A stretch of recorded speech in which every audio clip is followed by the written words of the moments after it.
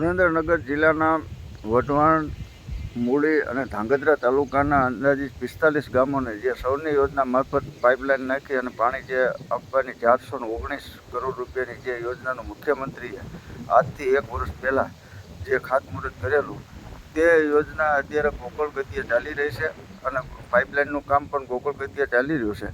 ત્યારે ખેડૂતો અહીંયા કાગડોળે રાહ જોઈ રહ્યા છે કે નર્મદાનું પાણી તાત્કાલિક મળે.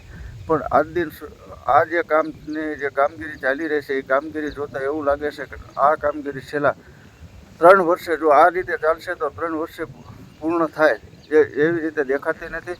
ફક્ત બે પાઇપલાઇનનું મુખ્ય પાઇપલાઇનનું કામ ચાલે છે. જે તળાવો ભરવાના છે એ બધી લાઈનોનું કામ અત્યારે હાલ બંધ છે અને સદંતર ગોકળ ગતિએ કામ ચાલી રહ્યું છે. ત્યારે ખેડૂતો આ નર્મદાના પાણી માટે વાટ જોઈને બેઠા છે.